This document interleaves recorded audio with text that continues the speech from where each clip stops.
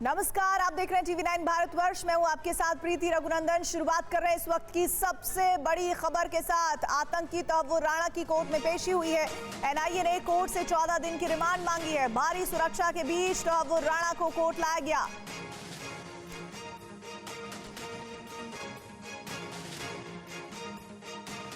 सीधे रुक कर लेते हैं हम पटियाला हाउस कोर्ट का। हमारे साथ हमारे दो सहयोगी इस वक्त जुड़े हुए हैं, पुनीत शर्मा और जितेंद्र भाटी, और साथ ही साथ जानकारी मिल रही है जितेंद्र शर्मा भी हमारे साथ हैं। पुनीत, सबसे पहले बताइए कि अभी वहां क्या चल रहा है?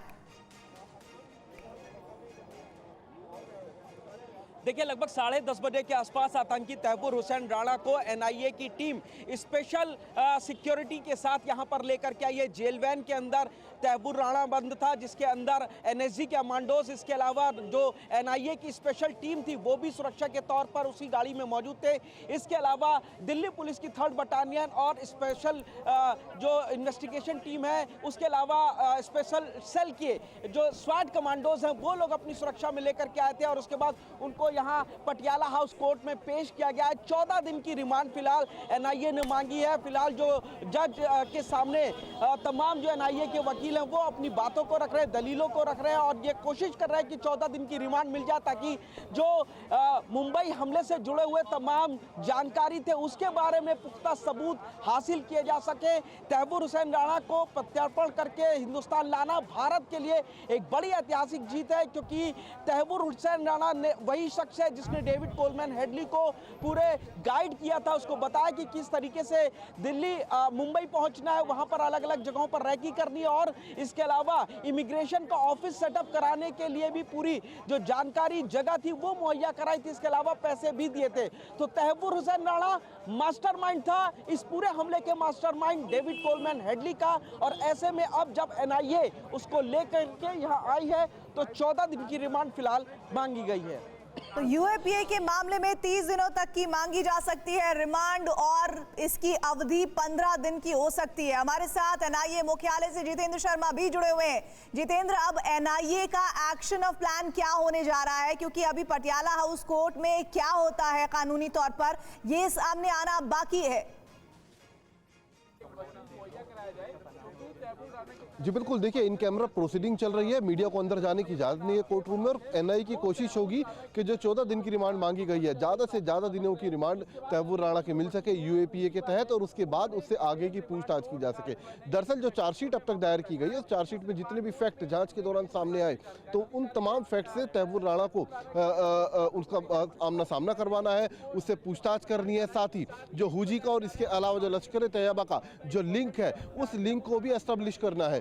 तो खास बात यह होगी कि एनआईए की इस पूरी तफ्तीश के दौरान या फिर कहीं रिमांड के दौरान कोशिश होगी कि जो आईएसआई और साथ ही पाकिस्तान आर्मी का जो लिंक 26/11 हमले से निकला था, उस लिंक को तहव्वुर राणा से पूछताछ के दौरान एस्टेब्लिश किया जाए, क्योंकि लगातार पाकिस्तान अपने ऊपर लगे आरोपों को झूठा साबित करता आ रहा है। लेकिन अब तहव्वुर राणा के सामने आने के बाद, उसकी गिरफ्तारी के बाद, उसके बयानों के बाद कहीं ना कहीं पाकिस्तान का जो झूठा चेहरा है वो बेनकाब होगा। जी लेकिन कुल मिलाकर चाक चौबंद सुरक्षा के बीच तहव्वुर राणा को लाया गया है पटियाला हाउस कोर्ट में। इस वक्त पुनीत आप वहां पर मौजूद हैं। 10:30 बजे के आसपास उसे वहां पर लाया गया है, तो तकरीबन 35 मिनट हो चुके हैं।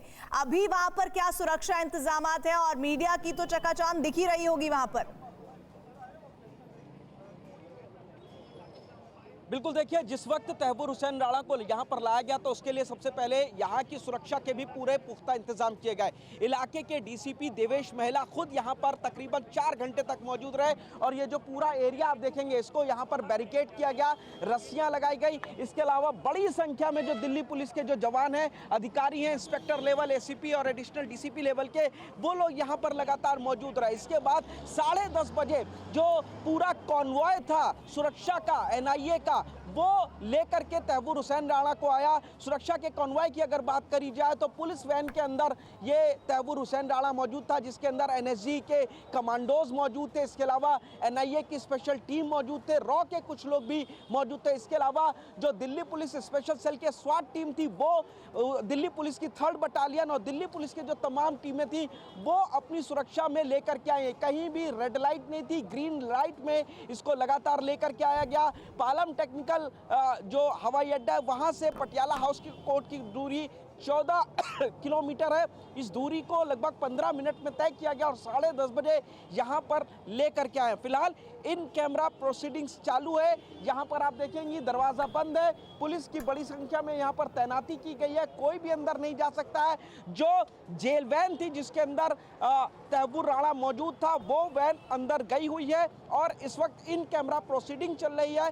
14 दिन की रिमांड मांगी गई है और कोशिश की जा रही है कि ज्यादा से पुनीत, ज्यादा। मैं आपके पास दोबारा आती हूँ। जितेंद्र, जरा ये बताइए, चूंकि ये साधारण क्राइम का मामला नहीं है, ये देश के आतंकी की बात हो रही है जिसने 2008 में मुंबई हमले में मास्टरमाइंड की भूमिका निभाई है और ऐसे लोगों का साथ दिया जिनकी वजह से वो हमला किया गया।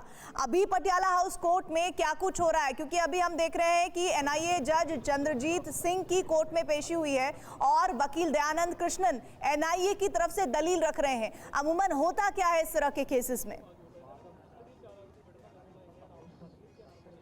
जी बिल्कुल, देखिए दलीलें रखी जा रही हैं। इसके अलावा जो नरेंद्र मान है जो कि स्पेशल प्रोसिक्यूटर हैं, वो अपनी तरफ से दलीलें रख रहे हैं ताकि जो तैमूर राणा है उसकी ज़्यादा से ज़्यादा दिनों की जो रिमांड है वो एनआईए को मिल सके। अब तक जो भी जांच के अंदर पाया गया, तैमूर राणा का जो रोल था, जिस तरीके से उसको मास्टरमाइंड बताया गया था, डेविड कोलमैन हेडली उसी के कहने पर हिंदुस्तान पहुंचा, बाकायदा रेकी की। तो ये जितने भी लिंक हैं जो अब तक एस्टेब्लिश हुए हैं जाँच के दौरान, उन सभी लिंक्स को कोर्ट के सामने रखा जा रहा है। जो चार्जशीट दायर की गई वो उस चार्जशीट के बारे में जानकारी दी जा रही है, क्योंकि चार्जशीट के अंदर जो एनआईए ने अपनी चार्जशीट दायर की थी 26/11 हमले को लेकर, उसमें पहले आरोपी जो है कुल मिलाकर 9 आरोपी के खिलाफ चार्जशीट जैसे ये पटियाला हाउस कोर्ट में जितेंद्र पूरी होती है पेशी और क्या खबर निकलकर सामने आती है, हम दोबारा आपका रुख करेंगे। फिलहाल पुनीत, आपका भी शुक्रिया, जितेंद्र आपका भी शुक्रिया। और एक बार फिर से हम आपको बता दें कि देश के सबसे बड़े आतंकी को लेकर पटियाला हाउस कोर्ट क्या फैसला सुनाएगी, इस पर TV9 भारतवर्ष की खास निगाह।